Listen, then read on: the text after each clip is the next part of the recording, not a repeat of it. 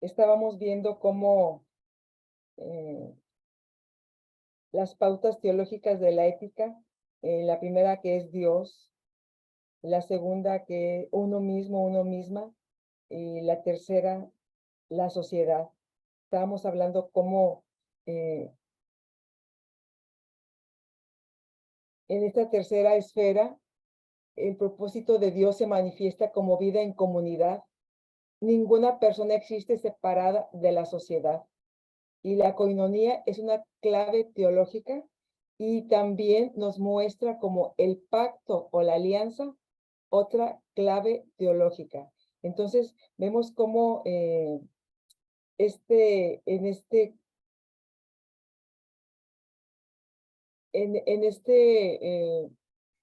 pacto, en esta alianza donde Dios forma un pueblo, ese pueblo es considerado como un cuerpo y en ese cuerpo no hay, no debe haber, sí, no debe haber inmundos ni excluidos, porque por gracia todos somos parte de ese cuerpo. Entonces,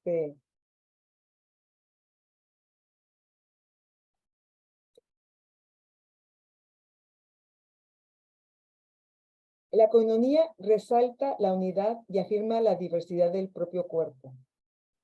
Es una sociedad donde el bienestar se mide por la participación de las personas más débiles, de las personas vulnerables, de las personas excluidas, de las personas que son víctimas del pecado. Este cuerpo,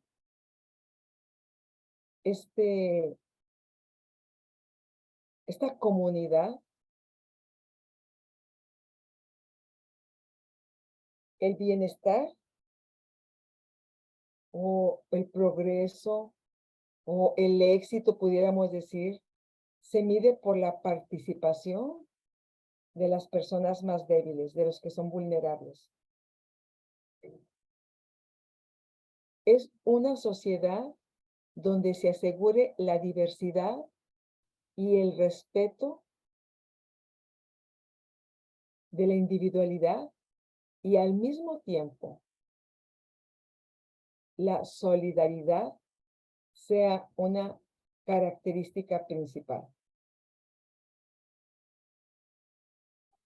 Esta pauta teológica que nos está marcando el libro acerca de la sociedad nos desafía a todos porque pues estamos inmersos en una sociedad, en una comunidad, y cuáles son los valores o los principios que nos rigen en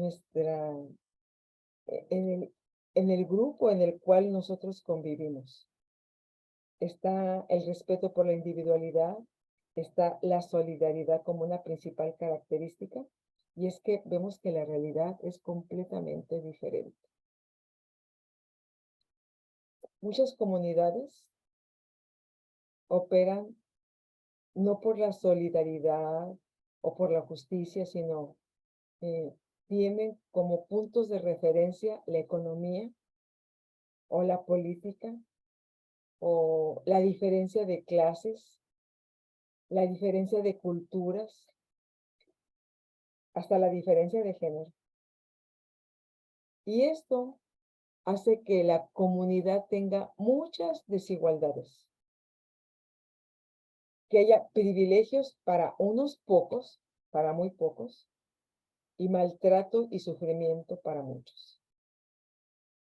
Por ejemplo, hay algunos sistemas políticos, económicos y sociales que marcan la diferencia entre los ricos y los pobres de una manera muy determinante. Y hay privilegios para muy pocos y hay sufrimiento para la mayoría de la población. En nuestra realidad, lo que vivimos ahora es que tenemos una sociedad que excluye, una sociedad que margina, es una sociedad que separa. Así es la realidad que vivimos.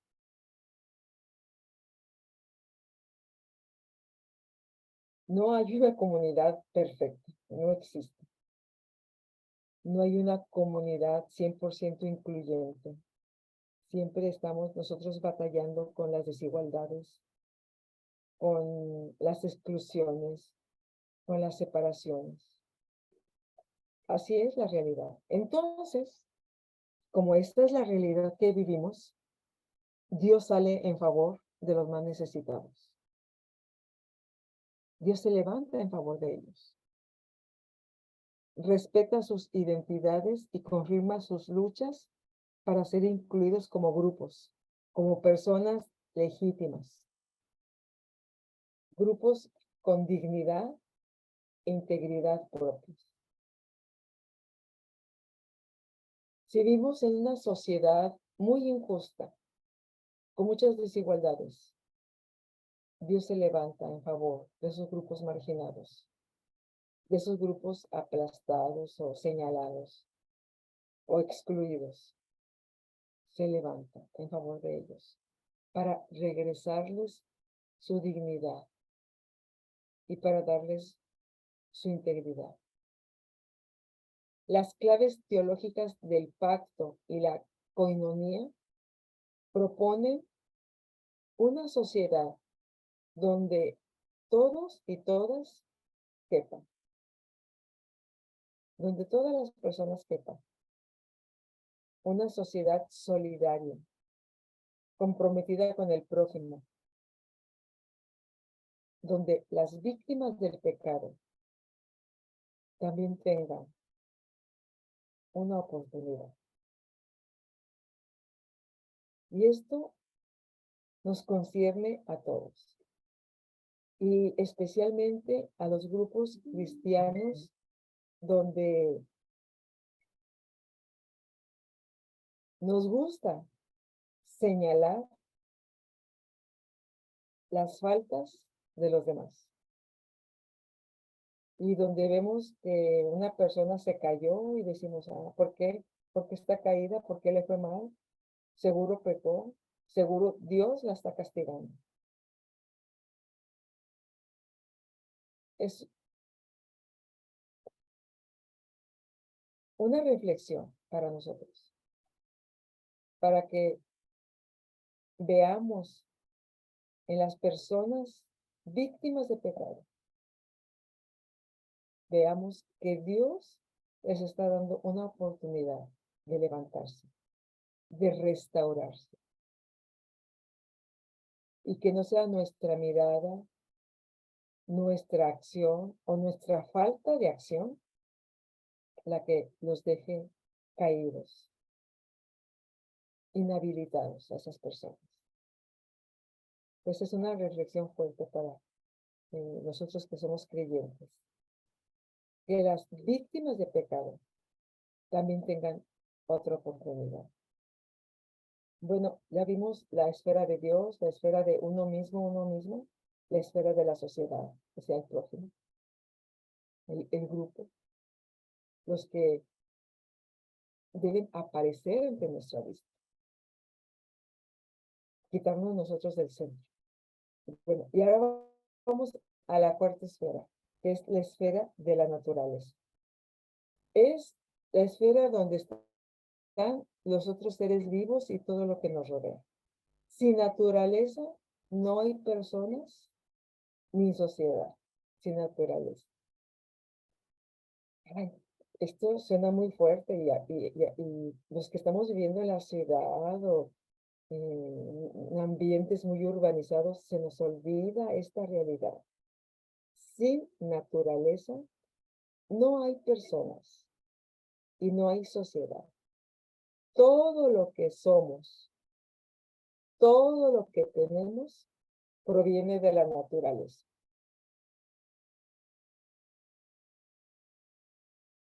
Ni modo que digamos que pues lo que tenemos lo trajimos de otro planeta o de otra galaxia. Aún así, sería parte de la creación de Dios.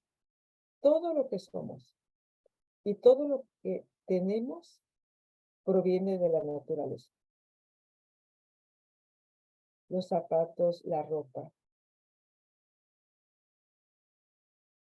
las habitaciones que tenemos, los enseres de la casa, los alimentos, el agua,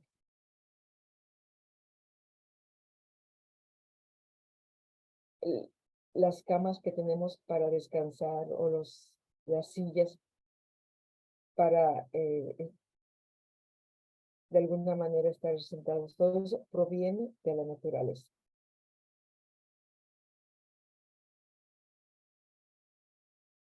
Y no es que esté la naturaleza y nosotros, no. Nosotros mismos somos parte de la naturaleza. Es cierto, Dios nos dio un lugar muy especial dentro de la naturaleza. Nos dio una capacidad de elegir, una libertad para discernir, pero somos parte de la naturaleza.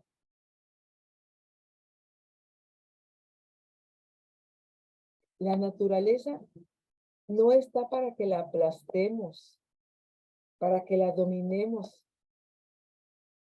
La naturaleza es nuestra socia.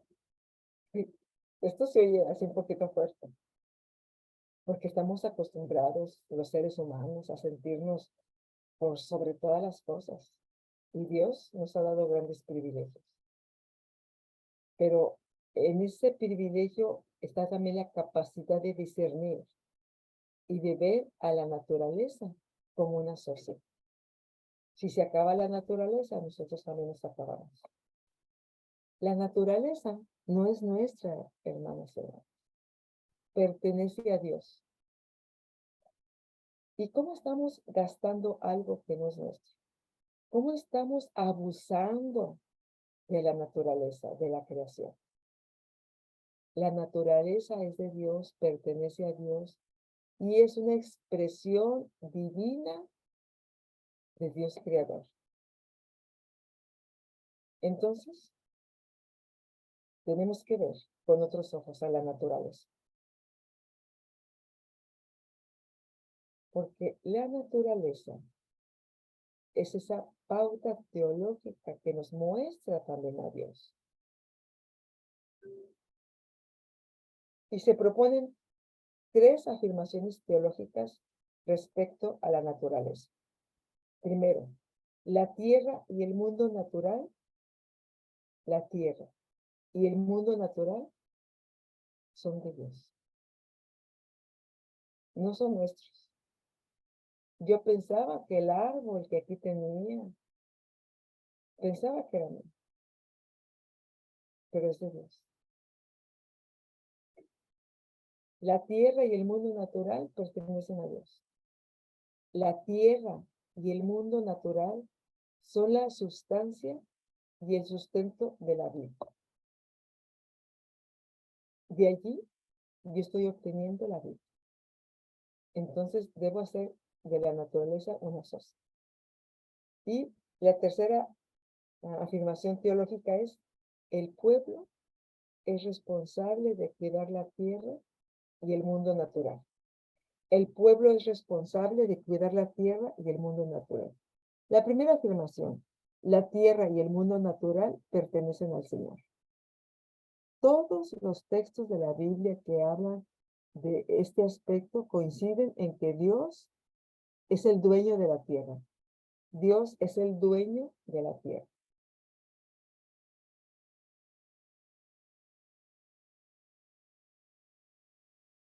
Salmo 24 dice: de Jehová es la tierra y su plenitud, el mundo y los que en él habitan, porque él la fundó sobre los mares y la firmó sobre los ríos. Ahí está, una verdad irrefutable. De Jehová es la tierra y su plenitud, el mundo y los que en él habitan.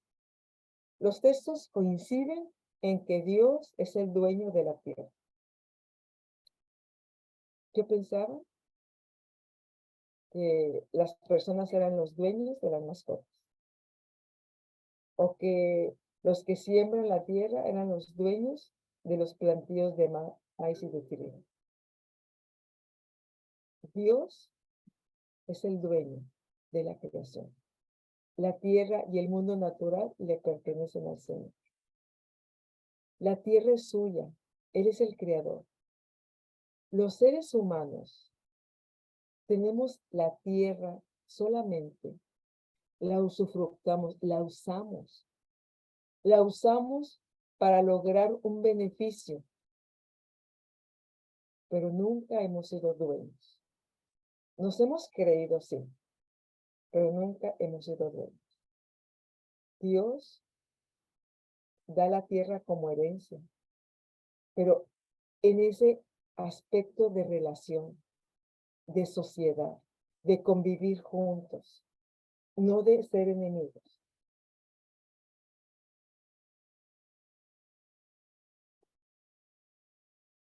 La tierra como herencia o como heredad nos habla de que esta tierra y el mundo natural deben someterse ante las obligaciones del dueño, que es Dios. Como la propiedad de Dios, la naturaleza es propiedad de Dios, entonces la naturaleza exige respeto por parte de los seres humanos.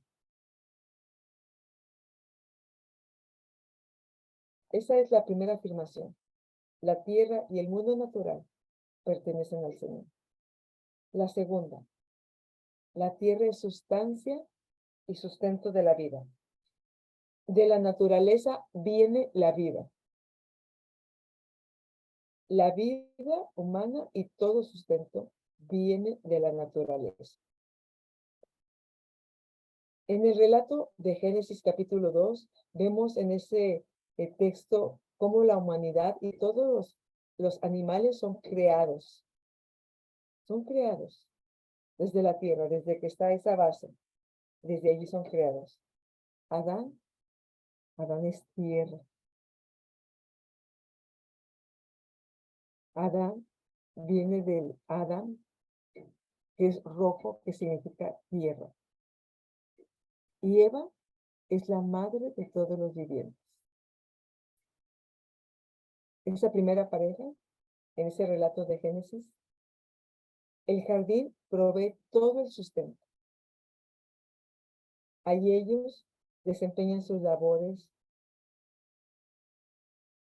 labran la tierra, la cuidan, la administran, les provee el sustento.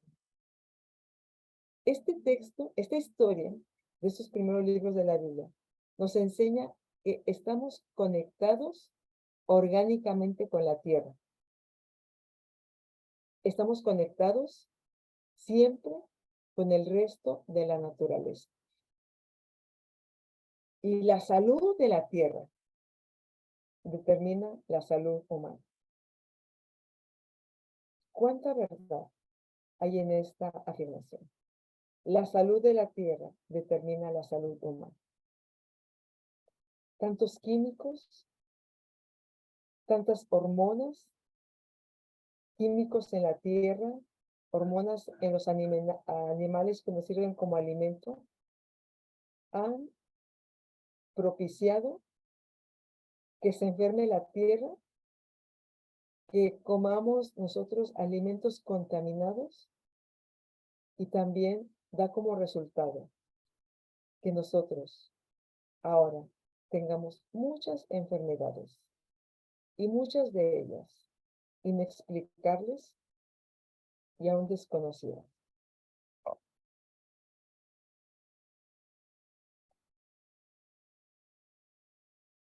Vimos en una de las clases pasadas cómo se crían los pollos, y muchas veces en ambientes muy tristes, muy dramáticos, muy desagradables.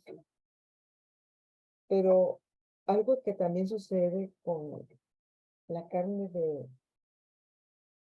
de pollo, quizás también que la de res, bueno, estaba solamente leyendo con la de aves, que se les inyecta hormonas para que las piernas o la pechuga crezcan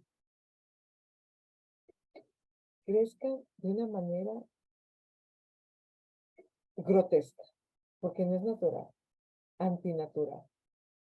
Entonces tenemos piernas de pollo grandes, pechugas de pavo o de pollos desmesuradamente grandes, pero no es un crecimiento natural, sino es un crecimiento artificial hecho a base de hormonas.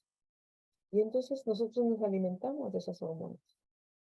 Y como resultado, se afecta nuestra naturaleza humana y muchas niñas que antes a los 10 años eran niñas, a los 11 años eran niñas, ahora a los 10 y 11 años, muchas niñas parecen ya jovencitas y tienen una menstruación muy temprana, debido a las hormonas que hay en los alimentos. Eso hace que haya una revolución y que también puedan crecer más rápidamente y se desarrollan más sus senos, se desarrollan más las partes de su cuerpo, respondiendo a esa comida, alimentos llenos de hormonas con los cuales nos estamos nutriendo. La salud de la tierra determina la salud humana. La enfermedad de la tierra es también la causa de todas las enfermedades que tenemos los seres humanos. Por eso, la tierra es sustancia y sustento de la vida. La tercera afirmación. El pueblo es responsable de cuidar la tierra y el mundo natural. En el primer relato, el hombre y la mujer reciben la tarea de administrar y cuidar la tierra. En el segundo relato, en Génesis 2, el Señor le asigna el papel de jardinero para que lo cultive y lo cuide. Somos los mayordomos responsables ante Dios. Somos los responsables de cuidar la tierra. Una teóloga que se apellida Reuter dice que la naturaleza no es propiedad privada para hacer con ella lo que uno desea. La naturaleza es un bien que hay que administrar. Una tierra que en última instancia sigue siendo de Dios. Abusar de esta confianza con relaciones destructivas es atraer hacia nosotros la ira divina.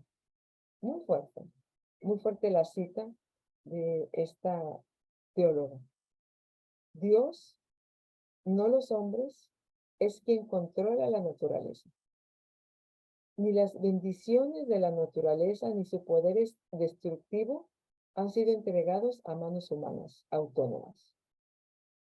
El cuidado responsable implica que la tierra es un proyecto de trabajo que la humanidad cumple siempre en relación a su responsabilidad con Dios. Entonces, el cuidar la tierra, el mundo natural, es una responsabilidad de nosotros, de los seres humanos.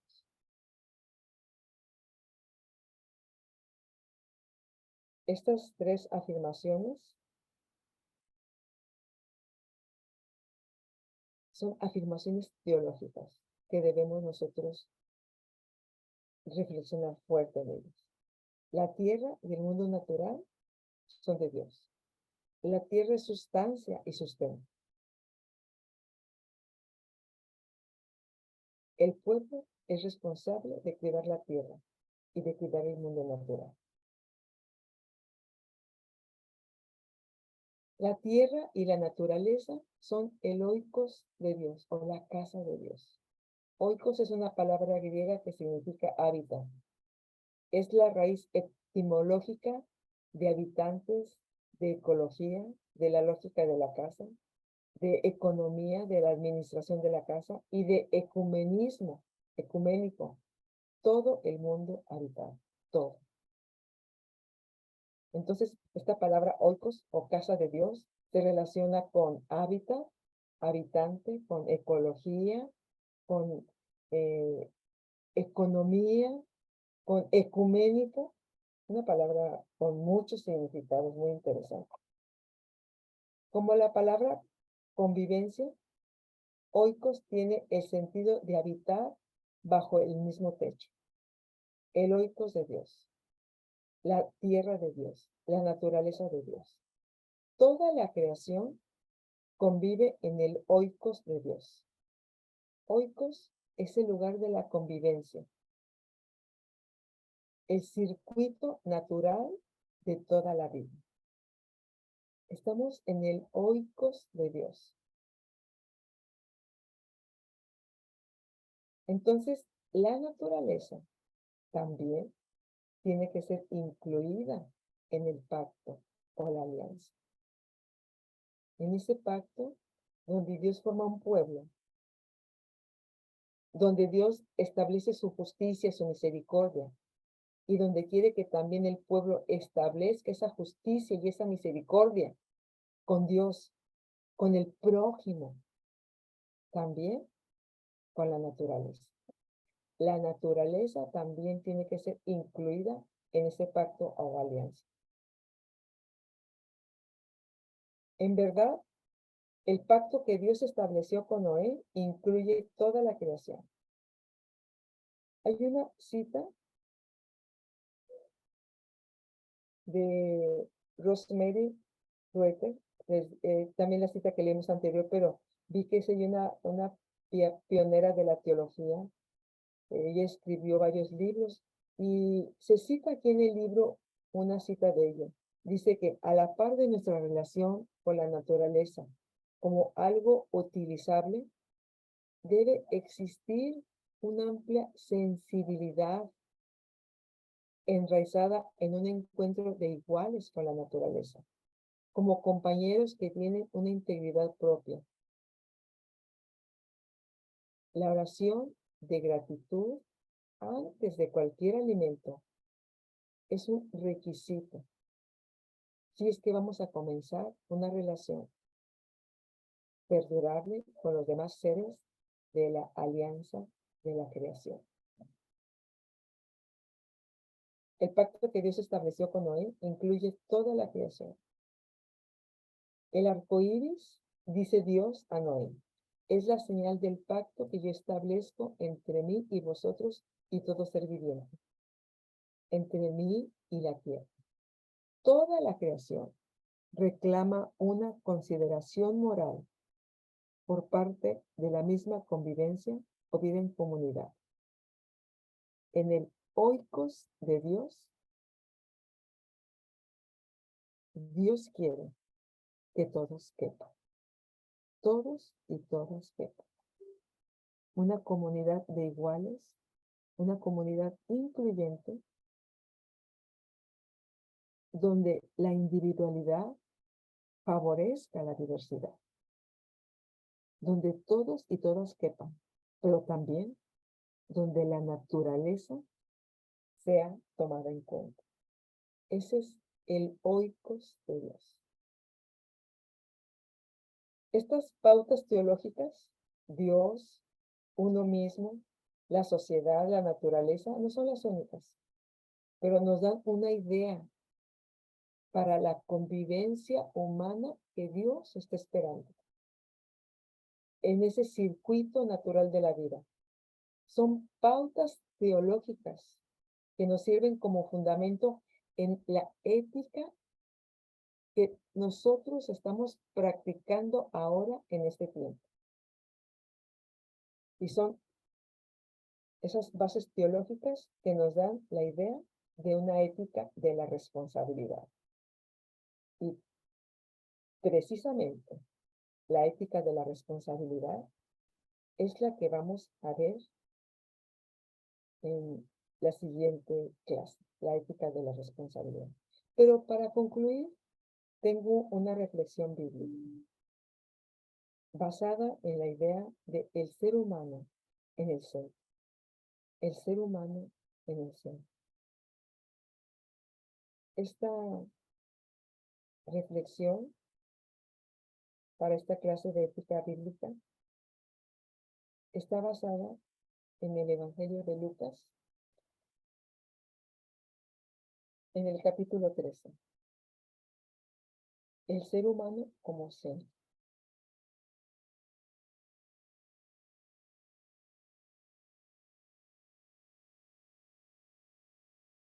Nunca hemos tenido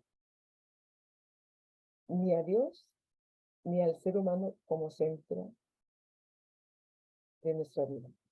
Generalmente estamos nosotros, sin ver las necesidades de los demás. Y la prueba de que nosotros hemos sido el centro es lo difícil que ha sido convivir. Es muy difícil llevar a cabo la convivencia humana.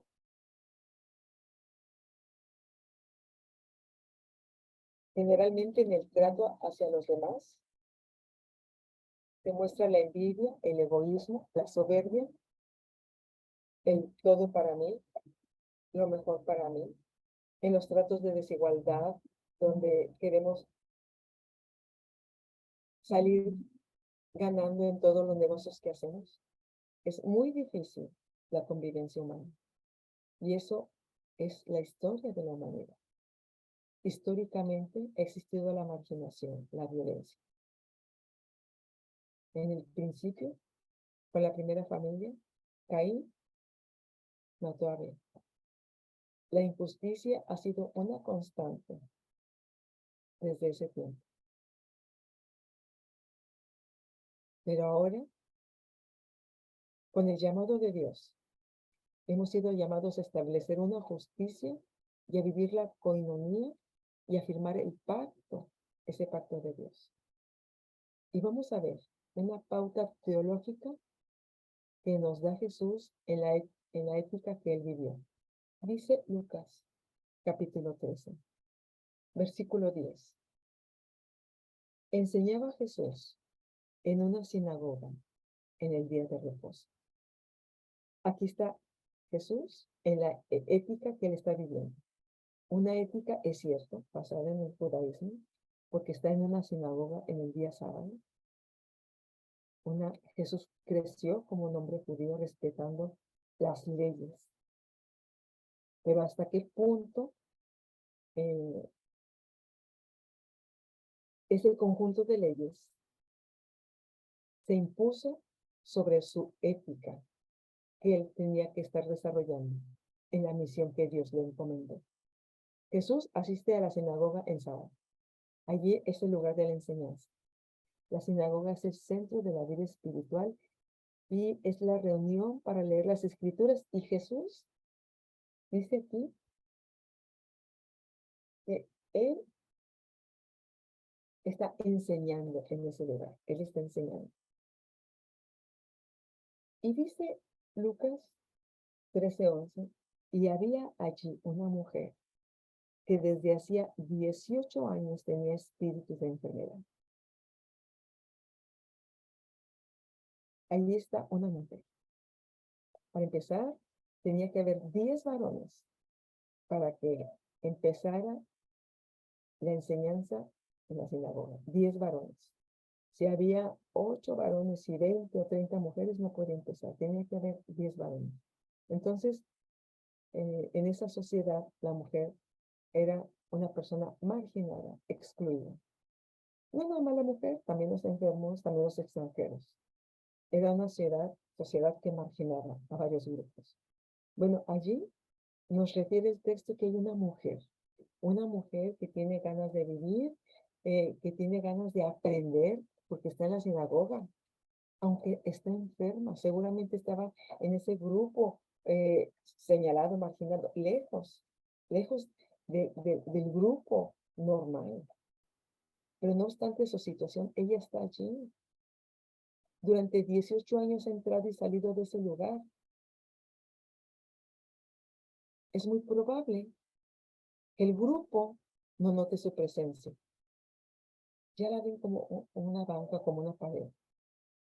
No la notan, no notan su presencia, menos notan la necesidad que ella está viviendo.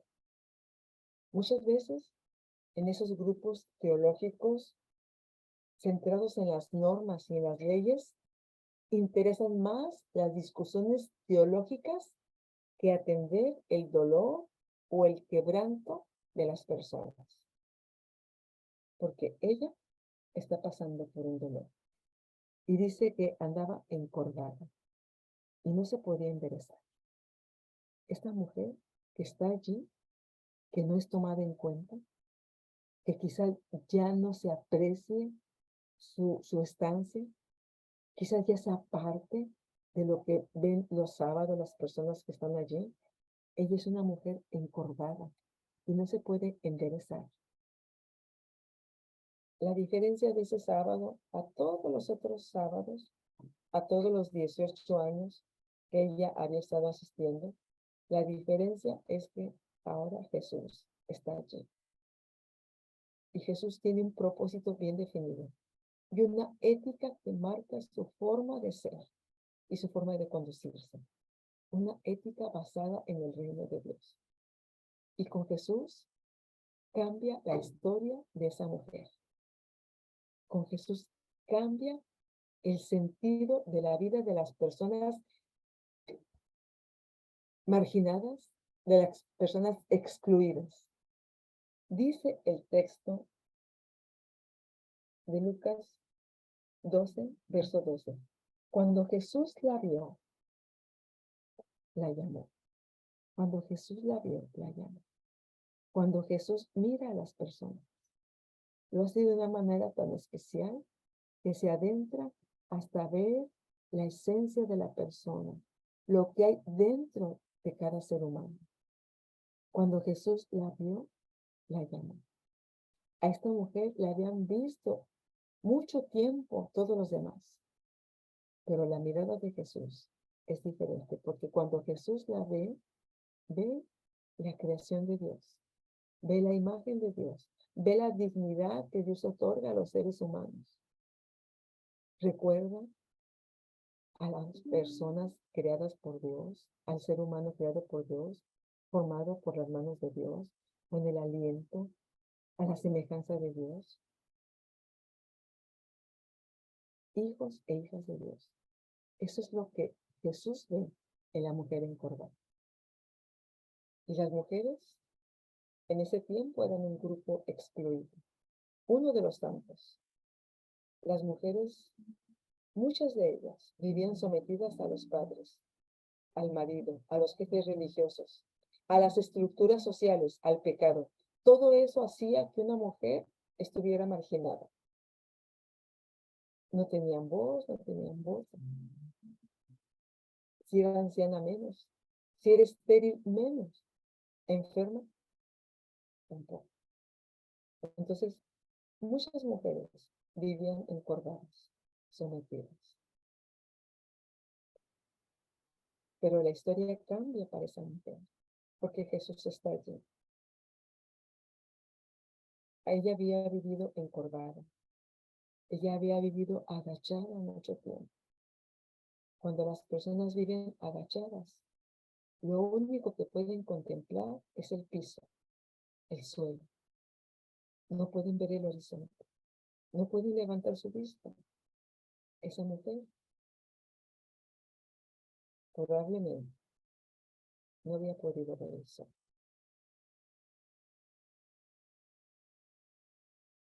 Y hay muchas vidas encorvadas, algunos por enfermedades físicas, que los hacen que se encierren, que se agachen, que ya no salgan, que les dé miedo mostrarse. Pero a otros los hace vivir encorvados la sociedad, la realidad. Hay muchas personas encorvadas por el pecado, por la angustia, el dolor. Eso ha encorvado sus vidas. Y esa mujer encorvada nos retrata a los seres humanos, nos retrata a la humanidad. representa a mujeres y a hombres, a los que se les han acabado las oportunidades, a los que la realidad fue tanto el peso sobre ellos que encorvó sus cuerpos. Y es que ahora esas enfermedades, la ansiedad, la depresión, el temor, la falta de perdón, la crisis, todo eso hace que se encorve una vida. Pero ¿cómo termina la historia? Esta historia, que es una historia de vida, que está en Lucas 13, cuando Jesús la vio, la llamó y le dijo: mujer, eres libre de tu enfermedad. Jesús la vio, la llamó y le dijo: eres libre de tu enfermedad. Y no termina allí. Puso las manos sobre ella y se enderezó. Y ella glorificaba a Dios. Qué final tan hermoso para esa mujer encorvada, para esa mujer excluida. Para Jesús, hermanas y hermanos, el ser humano caído, el ser humano encorvado es el centro. Es el centro. Porque allí, en esa persona necesitada, allí se manifiesta Dios plenamente. Cuando esa mujer se enderezó, cuando pudo ver a Jesús, glorificaba a Dios. Y el principal de la sinagoga, dice el verso 14, estaba enojado de que Jesús hubiese sanado en el día de reposo. Estaba enojado y dijo a la gente: 6 días hay en el que debe trabajar, En estos vengan aquí y sean sanados, pero no en día de reposo. Entonces Jesús le respondió y le dijo: hipócrita. Así le dijo al principal de la sinagoga: hipócrita. Cada uno de ustedes no desata en el sábado su buey o su asno y lo lleva a que tome agua. Y esta mujer, esta hija de Abraham, que Satanás había atado 18 años, no se le debería quitar esa ligadura en el día de reposo.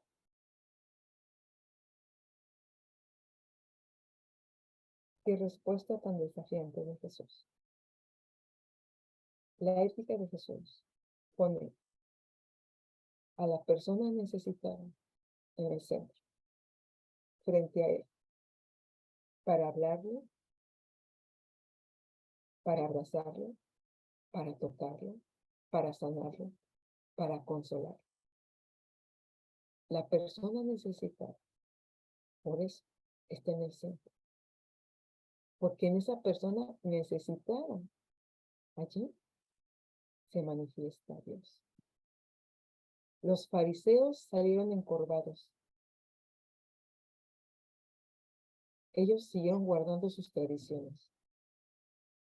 La mujer encorvada salió erguida, sana. En el día de reposo, ella encontró a Jesús. Encontró la vida. Jesús, hermanas y hermanos, pone al ser humano en el centro de la acción de Dios. Esta fue nuestra clase de hoy. ¿Algún comentario?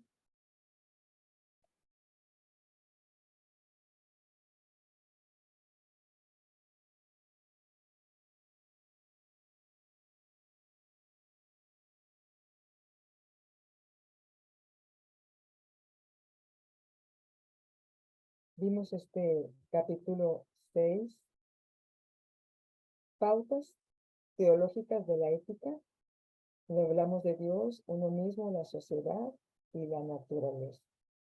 Y cerramos con esta reflexión de el ser humano en el centro. No sé si tengan algún comentario.